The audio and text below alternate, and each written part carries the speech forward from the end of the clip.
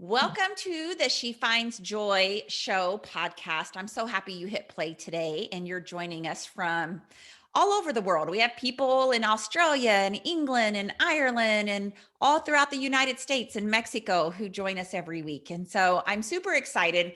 I'm interviewing someone today. Her name is Susie Pettit. Now, Susie, did I say that right? Pettit, like pet it. Pet it. Okay, so I'm actually going to do a retake on that. Hold Okay. on. Yeah, and now I'm gonna have to make sure I so it's pet. Say it again. Pet it. Like you pet it. Go pet Oh, pet it. Okay, pet it. And is it Barolu? Barolo is not a part of my name anymore, so let's leave that out. Oh, good. Yeah. That makes my job easier. Which causes people such angst because it's like I don't have a middle name, and they're like, ah. But pet it. Oh, that's super easy. Okay, I'm gonna do a retake. Here we go. Hello, everyone, and thank you for joining us on the show today. I'm so happy that you've pushed play. It's so exciting for me to see that we have people from all around the world they're listening to this podcast. And I want you to know, I see you in Australia, I see you in England, I see you in Ireland, all across the United States, Canada, Mexico. And I'm just super excited when I pull up my little podcast analytics and I see that people all over are joining us for this show. Today, I want to introduce you to Susie Pettit. Susie has been working and helping women live lives they love for over 10 years. She's the host of the podcast Love Your Life Show and the owner of the wellness company Strength, Mind, and Body. She is a certified life and wellness coach. And get this, she's a mama to 3 teenage boys. Woo, Susie, welcome to the show. I'm actually going to correct that because I have 5 sons, but that's part of the joy of my story. I have 3 biological children, and then I have 5 sons, and they're now age 16 to 20. Actually, my oldest son's birthday is this week, so I think he'll be turning 24. But 2 of my boys are in Australia. So for your Australian listeners, I have a special affinity. Awesome. Yeah, I know. So are 2 of them your stepchildren? Yes. Oh my gosh. So you are surrounded by men. Do you at least have like a female dog or cat? No. I grew up with 3 sisters, and so I've had enough females in my life, and I work with middle school girls at times. So yes, I'm good, but it is, I am definitely surrounded by boys and men, and I just love it. So, are you a good cook? No, not at all. But that's my husband is my Australian husband. I am just constantly, that is one of the benefits of divorce. The kids are like, okay, we got rid of, because my ex is now with a woman who's a great baker, and my ex and I were both sort of functional cooks. Like we got food on the table. Yeah. But now my husband is an amazing chef. I mean, he just bakes up amazing things, and then, or cooks up, I guess is this. Yeah, I don't even know the terminology. Yeah, and then my ex's girlfriend does all sorts of baking. So the kids, I'm like, yeah, you're good. Oh, that's fantastic. Yeah. You know, I always worry because I have a son, Spencer, and I have 3 older stepkids, Drew, Sydney, and Claire. And I was like, like the kids are never going to be like, gosh, Mom, I'm coming home from college. Do you think you could make this meal? I just miss this meal of yours. I'm like, my kid's never going to say that. No, that's not what I'm here for. That's part of the whole expectation. That's part of what we can talk about. I know what a good mom does. It's like, that's not. Yeah. So. I know. Like I have other skills that I think are just as worthy as being able to cook a good meal for my son. Yeah. So I love this because you and I are going to talk about lots of things. We're going to talk about, this idea of boundaries and expectations. And I was telling Susie before we started the show, I was like, one of the things that I get told a lot, and my mom, sometimes I cringe because I'm like, I don't ever want to hurt my mom's feelings, but she's such an important person in my life. And I'm like, if she's listening to this podcast, she's kind of learned, like Kim just throws it all out there and knows how perfectly imperfect she is as well. But like my mom, she's been saying this thing to me, Susie, because you were asking me about confidence and you wanted to talk to me a little bit about that on your own show. And how did I get confidence? And I said, my mom just kind of like she sometimes says to me, "You've just really changed, Kim." And I sometimes feel like she says it in a way that's like, "I just don't really know about this new version of you." And Mhm. when I ask her what she means by that, she's like, "Well, you just say it like it is, and you're not afraid to stand up to someone." And really, it's that I think it's that maybe sometimes she thinks I'm just a little too bold. Mm. And I think, from her standpoint, um, she was raised in a generation where, like, women were really kind of told to not be conflictive and not have strong opinions and stay in their lane and all of that. And then you said, "Oh my, well, let me talk to you about this, Kim Strobel, because I call these manuals," right, Miss Susie? Yes, exactly. Well, I want to speak to the point first of like, where's the old Kim? And oh, gee, Kim, you've changed. Cause I got that a lot too. Like, where's the old Susie? And so much of that is rooted in this, confidence of like as of us. And that, and in my, I'll speak from my own personal experience. When I was growing up, I was raised with a family where it was very much like I was not good enough and I needed to do to receive the love. Like if I got the A, then everything was fine. If I, was quiet and smiling and happy, then everything. But if I showed an emotion, it's like, oh, Susie, turn that frown upside down and let's just. And so I learned very early that if I acted in a certain way, I got the love and affection that I craved desperately as a young child. And I took that with me into my young adulthood. And so sometimes when then in my middle adulthood, people were like, "Where's the old Susie?" I was like, yeah, that old Susie was not, it was like this shell of a person. That was a people pleaser, or what I like to call a people deceiver, because I was very much like, dancing this little dance. Oh, they like me to be social and, drink the wine and book, book club. So, okay, I'll do that versus like, actually, I'm not comfortable with that. I like going to bed at 9:30 and I don't even like wine, but not feeling comfortable in myself to say that. And so I would do things in a people pleasing way where I was actually deceiving these people because they think they're seeing the real Susie. So then years later, it's like, where'd that Susie go? I'm like, yeah, okay, I broke that shell off. And it might be bolder and it is braver for sure. Yeah. But it feels wonderful. That's where we get to this living a life we love, or the joy. It is, isn't it? Because I think, like, when I look back at it, because I'm not going to lie, like sometimes and it's not just my mom, other people will say, like, "You've really changed."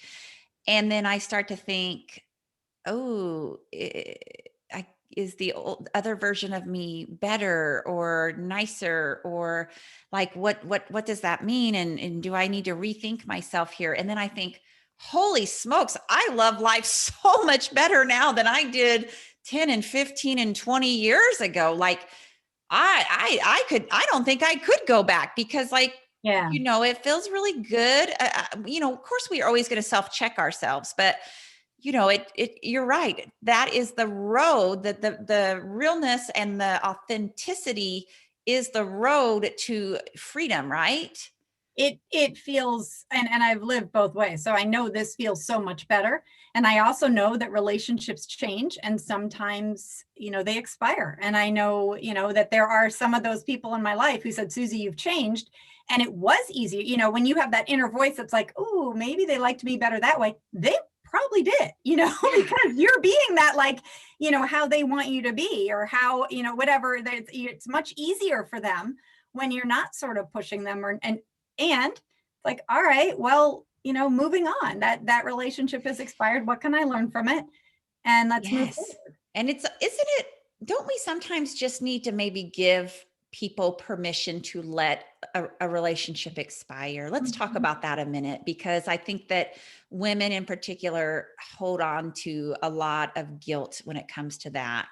And so, why is it okay, Susie, for us to say, "You know what? This wasn't or isn't, it's not going to be a lifelong friendship, and I can take the gifts that it was at the time, but it's no longer something that lifts me up in my life." Right. Well, and I do, it comes from a place of confidence and comfort with yourself, that you're okay, that you showing up as the new you, or whatever, the more true you is okay, and that relationship served you. You said something about your mom that I'm not sure if you said exactly this, but this is what I heard, that, you felt a little bit of discomfort, like calling her out on her behaviors, or saying that she had said that. And for me, it's always this like acceptance that people are doing the best they can. Your mom, when she's saying that, isn't saying it like, oh, I'm going to try to damage Kim's psyche here, or like, right. Yeah. Can. And then it's our job to reflect with kindness. So it's not like, your mom of today isn't that mom that said that, or whatever. She's doing it with the best she can. And when we can look at it more through that lens of everyone's out there trying to do the best they can, we can have a little more freedom, like, okay, and now it's time to move on. So that friend that you had from high school, that, how many years ago was that? Or even if you're in your 20s, I don't know how old your listeners are, but it's that friend you had from high school. If now you're feeling this guilt of, oh, I need to still call her to go out, or, oh, she doesn't have any other friends, so I need to call, I need to text, it's helpful to look at that sort of behavior and that process. I use a thought model in all of my coaching and all of my work and all of my relationships, and looking at, we think thoughts, feel feelings, and then take actions that have consequences. So it's a think, feel, act, consequence. And when I hear from people they're feeling guilt, then it's like, okay, what are you thinking to feel that guilt? Because the external circumstance of you have a friend from high school is not necessarily causing the guilt. It's your thoughts you're thinking about that. So you're thinking, she has no friends, I need to be her friend. So you feel guilt. What is the action you take? Well, then you keep being her friend, even though you're not being authentic. You're feeling, regret when you're there. Maybe you're a little pissy because you're, so your action is you're continuing that friendship. And then the result is, interestingly, she doesn't have any friends because you're feeding that void for her. Whereas when we get into more adulthood and we're like, okay, I'm actually not helping her, I'm enabling her. Like, if you're not there, if you're not answering her texts, if you're not returning her calls, if you're, doing it in a way that feels authentic and kind to you, not just suddenly ghosting the person, but, being honest and saying, yeah, actually, I'm not interested in lunch this weekend, or that's not going to work for me. Or, if she's like, do you want to XYZ? And you don't, and you just say, no, actually, I'm going to spend this day, with my husband, or to be a little more authentic. She's going to then feel disappointment, possibly. And that's hard, but that's a human emotion to feel. And then what might she do? She might reach out to someone else. She might find a friend that's better suited to her. And that's, that's sort of that arc of discomfort that life brings, that we, have this moment, and then we have to go through that discomfort for the growth. So yeah, and it's really about, like, I love that you're bringing this up, because this happens to be something that I'm currently dealing with is, so we have some friends, and there's, and they're fairly new friends, and we like them because, they have similar interests when it comes to their kids and our kids, and we enjoy a lot of the same things, and we have fun together. But there's like this other layer that's been coming out, which is like, you do for them, but they can't respond to your text messages when you reach out, or they say like, I'm just not good at responding to text messages. And so, after you've texted them 4 or 5 times and there's no response, like that doesn't sit well with me, And then they just want to say, well, I'm just not good at responding to text messages. And I think, well, it's actually one of my values. Like, I feel like a good, solid friendship means you don't just get to choose when you need me and I respond, but I can't get you to respond.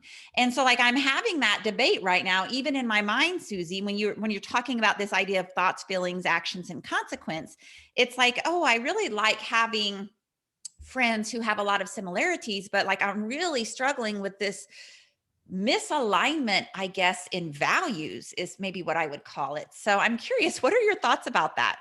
Coach me on that, Susie. I think this is lovely. And you've led us right into manuals and expectations and boundaries, because again, it's all about our thoughts about this. So your manual for friendship sounds like you have, and so let me back up. When I talk about manuals, I talk about we have different relationships in our lives. So we have we have a mother, and we have maybe a son, and we have a husband, and we have a friend.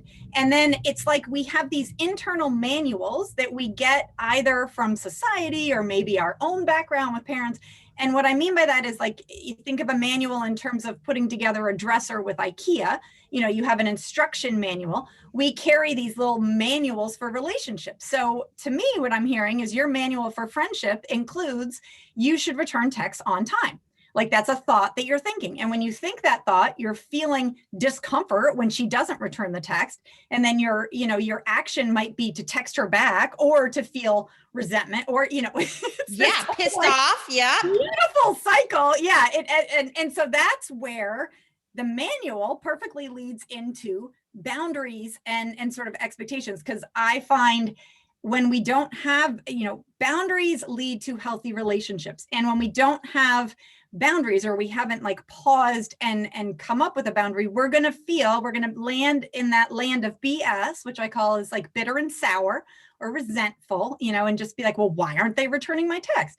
And so, one way to do that is to say, first of all, for you to get clear with how quickly you're returning texts. Like, are you returning and you're thinking, hey, I am going by the manual of friendship, girl. Like, I returned your text in the same day you sent it, or in the same hour, and why are you not reciprocating? So she has her own reasons about text. And it's that, like, you getting clear that you're responding in alignment with your values. So to you, you're thinking you want to respond to text in a timely manner, so you respond to the text. Also, keeping in mind, throw out the manual. She's going to do her. So it's this like friendship, and it gets deeper if it's more of like a mother or a son relationship, where it's this unconditional love. Like, can you accept her as a friend, as someone who does not text in a way that you think is okay? If the answer is yes, then great. If the answer is no, then great. Like, both ways, it's like you get to make sort of a clear, drama-free decision, instead of thinking, oh my gosh, this woman, making it about you somehow. Like, this woman isn't texting me because she doesn't respect me. And, maybe this woman is completely disorganized. She doesn't know where her phone is, or she's completely like living her life and she's out riding horses and she's not texting. There are many different thoughts we could think about it, but we usually go to this negative. And so the boundary there, boundaries you don't necessarily have to say to someone. What I like when I think about boundaries, I think about they are sort of instructions for the people in our lives for how we will be treated. And then they have a consequence. So you don't necessarily, I don't need to walk down the street and tell people, like, if you punch me, I will call the police. So I don't need to tell everyone my boundaries. I can have that as a boundary. And you can be assured that if someone punches me, I'm going to call the police.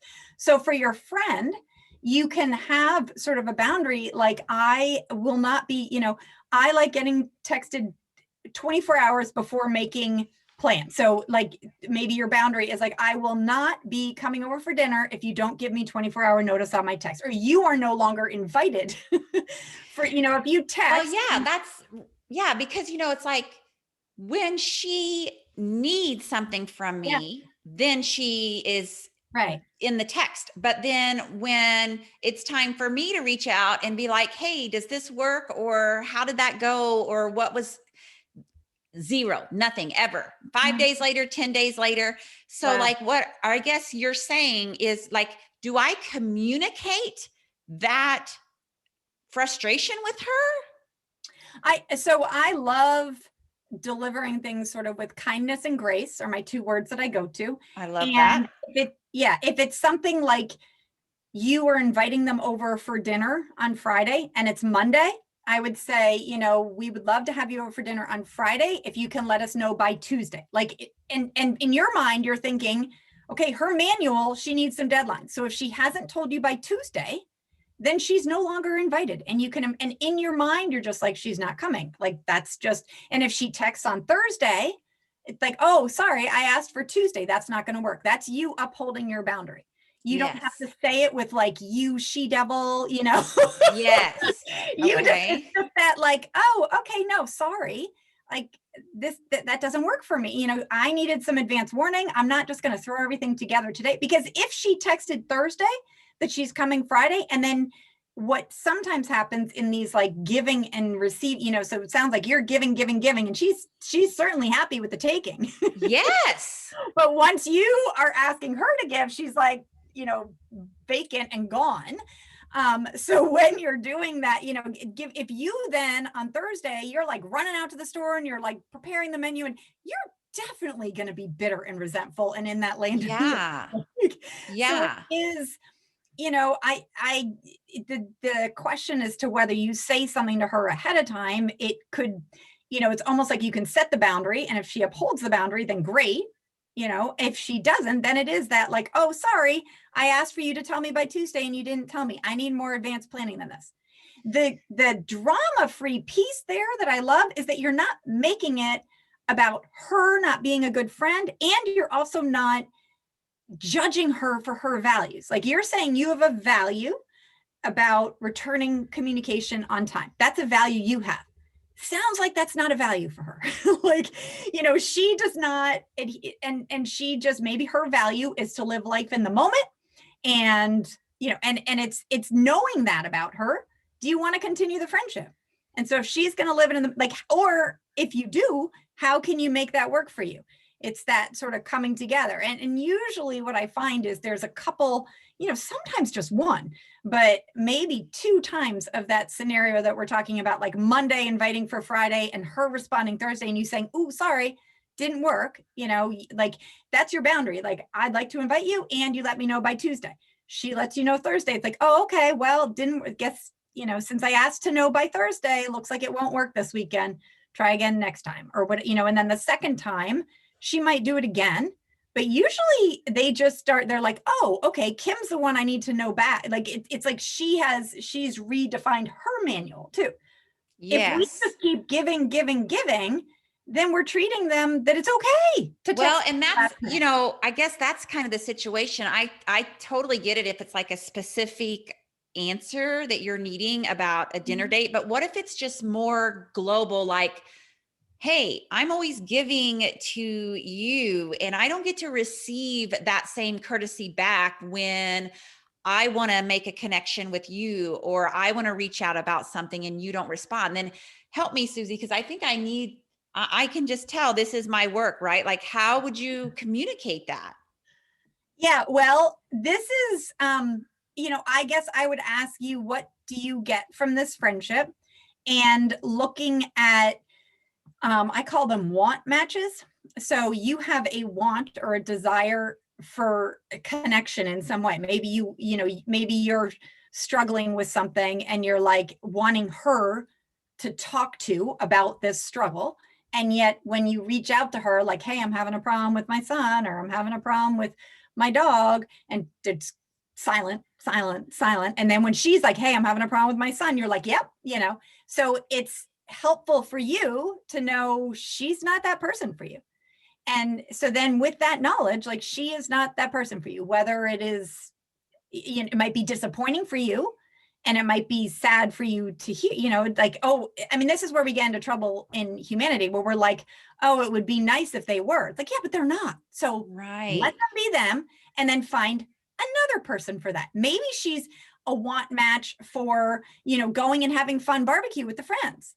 And as long as she's the one hosting and organizing the party, she's all in. But when it's time to reciprocate and let us hold the party or let us organize the gathering, then there's like very little commitment. She won't commit. But if it's her having it, then she's all over it. I'm super nervous because I don't think she listens to the podcast, but I was trying to be super vague, but let's just go there, Susie. Well, this will be a good, like, you're being very kind and open and loving towards her. And that's the thing. Yeah, I really enjoy these other pieces. It's really nice to have another couple that has like a similar interests that we have with our son, and wants to have some same experiences. But then I get just really frustrated and I feel like I'm kind of being used and so then I think like, ooh, that doesn't really feel good. So why am I choosing this? Yeah. And I think that doesn't feel good is sort of the warning light for you, like, ooh, something's going on here. And I like getting curious over furious, is something I like to say.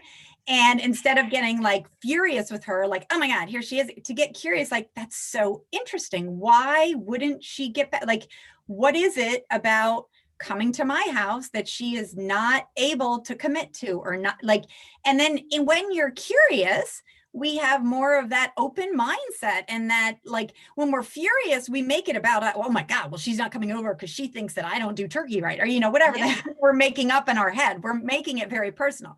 When we get curious, it's that like, oh, maybe she really is a control freak and doesn't like things out of, or maybe she has dietary restrictions and doesn't feel comfortable to say something to me, or maybe her husband really is like a closet ASS and it doesn't like, it like, but then our brain, it's not taking it as personal. It's this like more open. Oh, that does feel better. But how do you find those answers? Well, and so part of it is then you feel ease, like when you're thinking thoughts more, you feel a little more ease. And so you're not on his edge. And then you can get a little more clear, like, well, what do I want from this friendship? How big a deal is it if they're not coming over? Are you looking for them to come over because it's fun for you to host? Yeah. So then maybe you need another family to host. It's that like, maybe they're not, maybe they are the ones that you just sort of have the manual, like if we want to go somewhere and have a fun time, that's where we go. And they're comfortable with that. But you thinking, oh, I need to reciprocate. Well, they don't think that. Like they're like, oh, please no. Like we are. I know. And you're right. Like you start to take everything personally and like you start to make these. So this is so good because I can see that this, like anybody who's listening can be like, shit, I make up the stories in my head with stories in our head. Yeah. I did my podcast episode this week. I don't know when you're airing this, but it was December 2nd or whatever. My podcast episode this week is called It's Not About You. Oh, wow. I will be listening to that on my run tomorrow. Because we always make it about us. We make it about us, and our brain goes to the worst case scenario and very personalized. So it's like, this is about Kim. She doesn't like how Kim does, versus what I like to do is get into that more open mindset. And I call it alternative explanation. I wish I had a better, like a easier term to remember that. But I ask my brain, like, what is an alternative explanation for why she might be saying no? That, again, that's just sort of like getting into the curious, like, maybe she can't see, so she can't even see my text, but we know that's not true. But it's just when we're in that sort of like brain state where we're so irritated and taking it personally, it's hard to lift out and see things a little calmer. Like we're just sort of in that. I think I have like this would be considered like an anthill, what I just described. Yeah. I have a mountain that I might need to do a private session with you on regarding a different manual that is playing out in my life and causing me bitterness, like you said, sour and bitterness. I love that. I'm a pretty honest person, and I have this like really contagious enthusiasm for life. I feel like I live life with a lot of positive feelings. But I also know I'm someone, Susie, who holds on to like bitterness and resentment and makes everything personal. And like, I know what my own work is at this time of my life. And it's that judgment piece, so, and I think that like, I like the way that you navigate this, like you said, with some grace. And like, even when you said to me, maybe she's just a control freak. Like even you saying that, I could feel my shoulders just kind of like, I just created a little bit of space like, hey, maybe it's not that, she just wants to like take from me all the time and not come to our house, and not like, maybe she's just a control freak. And, it made That's me what feel we're looking for, isn't it? It's that space. It is just looking for a little bit of space so that our brain can calm down and we can see things. It's like we shift just, 20 degrees to another side to be like, oh, let me look at it this way. And that really is what it's all about. It is, again, like I did a podcast on judgment, and it is, looking at like when we're judging, when we're pointing out, how many fingers are pointing back towards us. And this is a very hard thing for me to understand, and often for other people to hear. But if it triggers you, it's about you, I know. It's hard to sort of see that. And so when we can get into the curious, like when we're judging, we're usually more in that furious, but when we can get curious and be like, what is it about that? So I'll give you an example. Back when I was married to my first husband, my relationship was full of, I didn't realize it at the time, but sort of emotional abuse and manipulation. And it was a very unhappy marriage to be in. And we used to go to parks with, my kids when they were young at that point. And part of the whole thing was I had to be this like selfless mom. And so, racing around the park after my kids.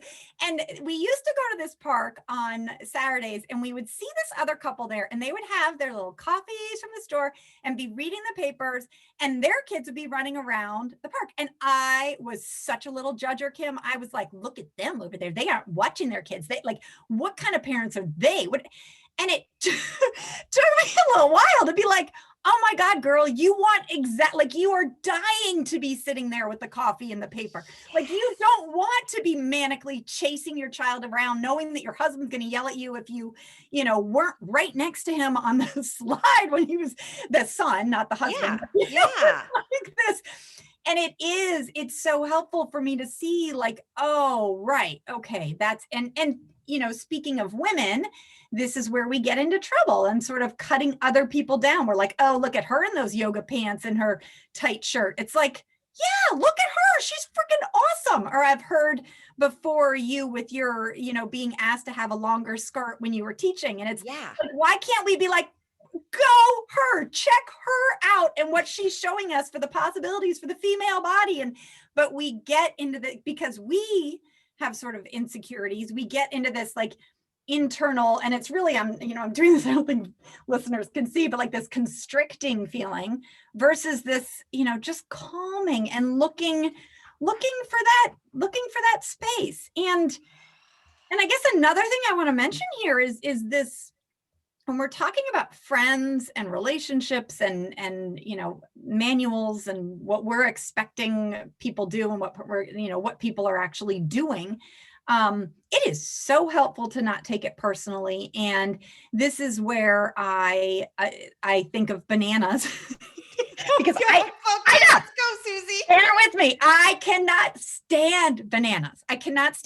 And so of my 5 sons, one of them is a type 8 Enneagram. He is the Mr. Arguer. Like and he is always like, Mom, bananas are really good for this. And that, like, he is just arguing them. And I'm like, you can have your banana. I don't need the banana. I am fine. I'm not saying there's anything wrong with the banana. I'm just saying I don't want the banana in my life. I want an apple or I want watermelon. And so if we can start to have that sort of, the banana's fine, that sort of attitude towards our friends, like your friend is fine. She's a freaking banana. That's fine. She's not going to come over. You take her for who she is. You can choose to have her in your life. It doesn't mean anything about the banana, or take that a step more to yourself. So you are getting, sort of that cold shoulder from a friend, and it's that like not taking it personally that there's something wrong with you. It's that like, I'm a gosh darn banana. I'm awesome. Or I wouldn't say that about a banana, but I like saying that about, peaches, or like, you can be the juiciest, ripest, most amazing strawberry. And if someone doesn't like strawberries, they're not going to like you. Does that say anything about you? Nothing about you. So it's like that bold, amazing, awesome Kim. Not everyone's going to like you. That's about them. Like, set them free. More strawberries for you and your family and people who love freaking strawberries. Like, I love that. I love when you say anything you judge is a reflection of your own insecurity. Yeah. Right. Yeah. So for my listeners, because I am a judgy person, Susie, sorry, honey. I am. And I know this about myself. I have Gabrielle Bernstein's judgment detox. It's like, I have these own kind of blocks that I'm working on beating down a little bit and removing. But it's like, I even know what you say, that anytime you're judging another person, right? Like, okay, I'll give you an example. And maybe I like when I actually have you apply this to me, because I think it makes my listeners be able to understand it. Like that poor park couple. Yeah. So one of the things, I know, I feel so bad. that I really can't stand, and this is going to sound terrible, and to the people who are listening, they're going to be like, but please give me some grace here because I'm just stating a vulnerability that I have. Honest, yeah. Okay, people who are like super quiet and like really bashful and like afraid to like speak or use their voice, or they just are, they're mild and meek and submissive, and look at me, Susie, you can even see like my face Yeah. is like getting Yeah, you're these like, mean little looks on it, right? I Those people really get on my nerves, Susie. Like yeah. I just and here's and this is going to sound bad, but my listeners know I'm real. I associate them with being weak, and weak people drive me crazy. Mhm. Okay. They drive me crazy. I'm just like, would you just speak up? Would you just put your first foot forward? Would you quit being a coward all the time? Like, and here's what I know about that. And I want you to tell me if you think I'm right. So after doing this work on myself, when I suffer with panic disorder and I struggle to do the easiest of things, like, drive 5 minutes to the health club or go to Walmart, or, pick up my niece and drive her an hour and a half. Like when I'm suffering with panic disorder, I am not comfortable doing any of that. And I feel weak and disgraceful, and my confidence levels just drop. And I think like, you are so weak and wimpy, Kim. Like you can't even do the simplest of things that normal adults can do. And I have over the years despised that weak part of myself. Yeah. So are you saying like, is that the reason I get triggered by it, Susie? I mean, I was going to ask you kindly, like, is there a spot in your past where maybe you've been weak, or you haven't used your voice, or you've been bashful, or maybe you've worn longer skirts instead of saying, oh no, I'm wearing my skirts, I'm with the, that sort of thing. All that shit. All that shit. And that's when we see these other people, and it reminds us, I mean, I think there are two pieces there. It reminds us of who we were or who we are still sort of in our not so strong moments. And that is for me, I'm like, okay, what can I learn from my judgment? Well, that's a great area to work on that inner talk. Like, why the heck is that woman beating herself up in her head? And so that's sort of that, like, okay, let's look there. Are you weak, or are you being kind? It's this, relaxing into the state that you are. And that I know that you have done some work on there. So that would be exactly that piece there. And then also, because judgment doesn't feel good. Like when you are judgy, I mean, it's like we get our faces all, and it feels like if you feel your chest when you're judgy, you feel like you just ate dirt, and it's just like, ugh, it doesn't feel good. And so that is, again, when we can get into that more open or curious or empathetic mindset and be like, I wonder why. I love asking myself, I wonder why she's not speaking up, or I wonder why she's being so, bashful, and see it more like just sort of sad, like, oh, that poor woman. I know what that feels like, or maybe we don't, but it's this, I know for myself, when I hear of people I'm sorry, I keep like half finishing my sentence, but I did a lot of work with my biological family and standing up to my parents and setting boundaries. And I now do not have a relationship with them. I do not speak with them. I feel wonderfully at peace with them and send them love, and really am so grateful for the parents they were to make me and the woman I am. However, I do not have any sort of interaction with them. And when I hear of other people continuing in emotionally or verbally abusive relationships just because of the manuals they have about what a good daughter should do, I still am like, I get triggered, and I get that, like, come on, because I know my mind, so me feeling triggered is a feeling again, and my feeling comes from my thought, and I know the thought I'm thinking, one of the thoughts is like, come on, you speaking up would have made this easier for me. Like if more people sort of spoke up and stood in their truth, and that would make it easier for me and the other Susies who are out there, managing their relationships, and the other, whatever sort of. So there is a piece of that when people are not speaking up, if it does trigger something for us in our past, like you being, thinking that you're weak, or thinking, Yes, like, come on, let's all rise together, people. Like but we cannot drag these other people along their spiritual journey. And I know Yes. Gabrielle Bernstein speaks of that. Like, we're all on our own friggin' journey. I didn't get to mine until the late 30s.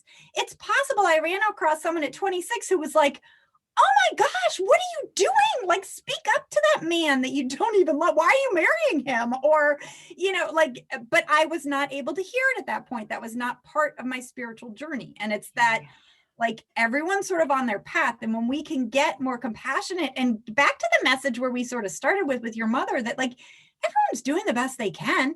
Yeah. Like, she has a social script. Basically, sometimes I think my boldness makes her nervous. Oh, right? for sure. Because her rules are like, oh no, you do not rock the boat. And it's, It's like a protective mechanism. Yeah. Mm-hmm. And so she's thinking she's protecting you, but you're also triggering her, because it's that like, oh wow, you are sort of this mirror for her for what she won't do. Like, not speaking up to whomever, the mailman who's always leaving the mail on the stoop instead of putting it through the slot. Yeah. I can't say anything because I'd upset him. It's like, oh my gosh, if he gets upset, that's because of his thoughts. Maybe he's upset because he's like, someone found out I'm not doing my job. Well, I don't think I said this during the podcast, but I was telling Susie beforehand, and tell me if I did. Did I talk about my mom and her haircuts during the podcast? No. Okay. So I was telling Susie that my mom, and I told my mom recently that this is that she's a chapter in the book that I'm writing about her haircut, because she has gone to the same woman for 15 years. And my mom wants her hair stacked in the back. She just wants a nice little stacked back part of her hair. And for 15 years, for whatever reason, this woman can't do it.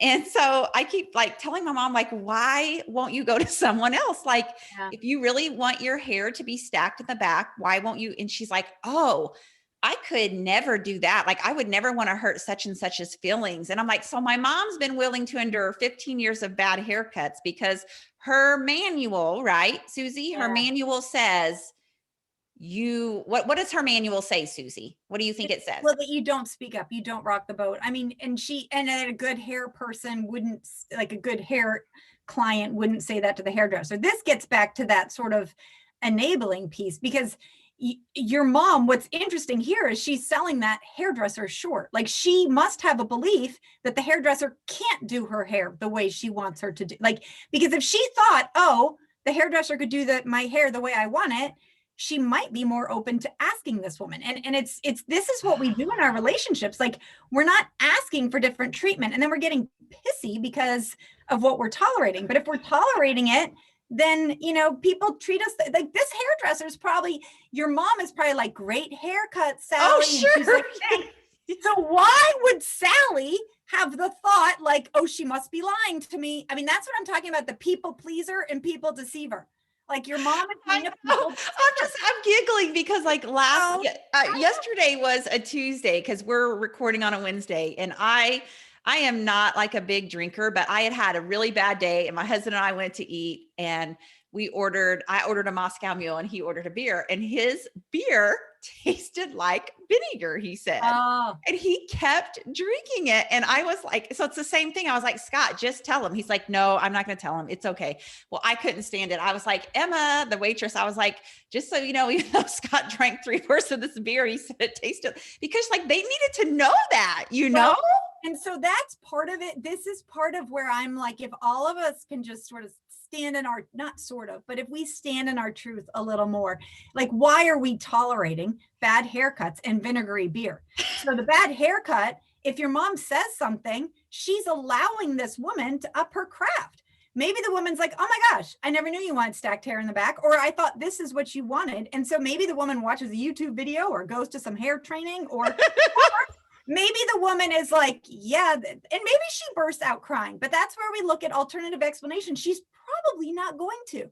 She might be like, oh, and it's not that, this is where we deliver things with kindness and grace too. It's not like your mom is like, this sucks, I've had 15 years of, it's more like, oh, do you think that you could make it look more like this? And she brings in a picture and, shows something. Or your husband, how funny. It's that like, oh my goodness, ask for what you like. You matter. Your experience matters.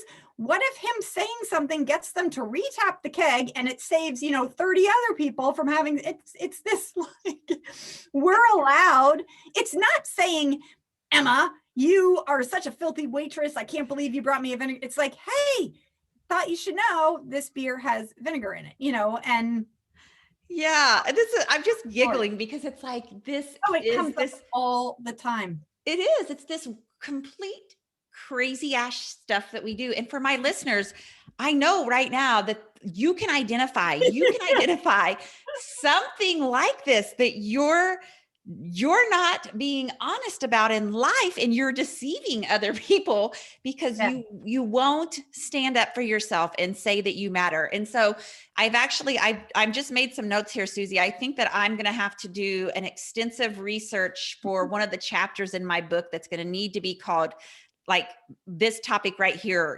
boundaries, manuals, and kindness and grace. I mean, boundaries, manuals, and expectations. I think they all sort of go, because it's our expectations for what we think other people should do. Like whenever we're saying should, like my mother should, or the hairdresser should, or the bartender should somehow know that this beer is vinegary, or the waiter should know I want ketchup. And so I'm not going to, all that nonsense is very helpful. Like that's a great chapter. And then I guess just for the listeners, if they hear themselves saying that they are, making an excuse in their head that they're not doing something because it'll hurt someone else's feelings, that is a great, as a coach, I'm like, red flag. Okay, hold on. That's not how we work. Like we have thoughts that create our feelings. Circumstances don't create our feelings. Thoughts create our feelings. And this is something that we are not taught in school. In fact, we're taught that circumstances create our feelings. So we are, I take Johnny's crayon and my teacher will, and Johnny starts crying. My teacher will say, Susie, you made Johnny cry because you took his crayon. Okay, no, me taking the crayon might have influenced that, but Johnny's crying because of his thoughts about maybe he's thinking, oh my gosh, I'm so sad I can't finish my drawing. And he's crying. Okay, well then I did influence that. Maybe he's thinking, oh, thank God, I'm crying with joy. Now I get to go out to recess.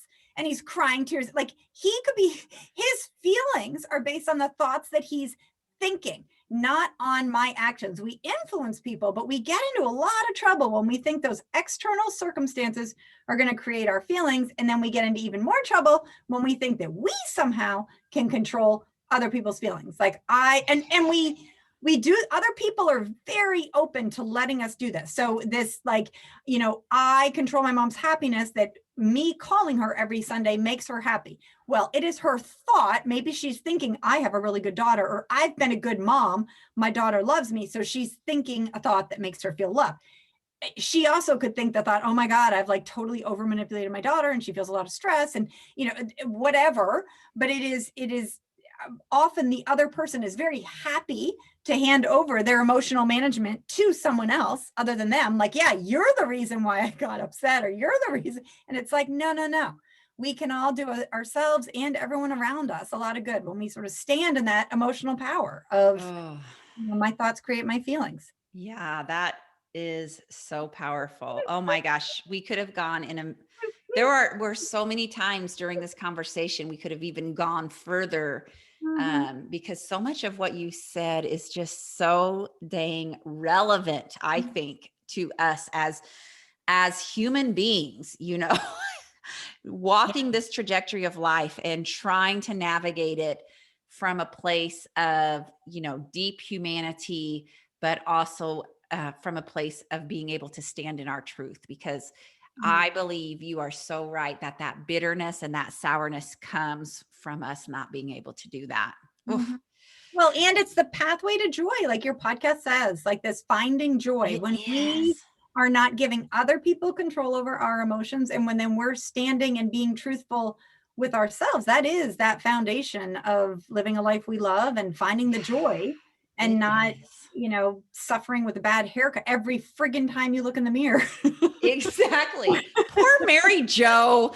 Mama, if you're listening, you need to know we love you and your bad haircut, but we understand why you haven't spoken up. That is very much. You understand. Yeah. Very common. And at the same time, we can move forward. And I guess that is sort of the action step for listeners, is to just look where they can take small steps, so when we're talking about your neighbor, to just add the small step of saying, please get back to me by Tuesday, or, getting a little more specific, speaking up, not thinking they can read our minds, and thinking of where we're judging and what we might learn from that about ourselves. Like getting away from always pointing the finger out and turning back towards ourselves. I love one of the things Oprah says over and over again is that we are here on life to learn about ourselves. And that if we can look at our experiences, not with this judgment and irritation and resentment, but more with the question of like, what can I learn from this? What is this here to teach me? That's where we feel much calmer and find that joy. I love that. I love that.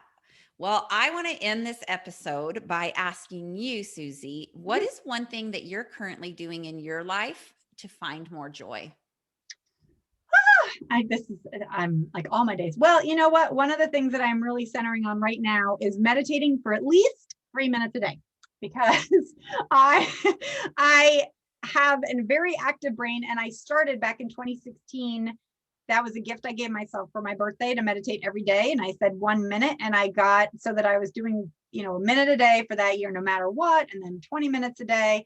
But recently I have looked for the excuse not to, and I know it is one of the ways that I can remain calm and centered and able to see experiences without as much reactivity. Like, it literally changes my brain and allows me to not be as jumpy and not be as reactive and be a much better mother and wife. And I love that. Yeah.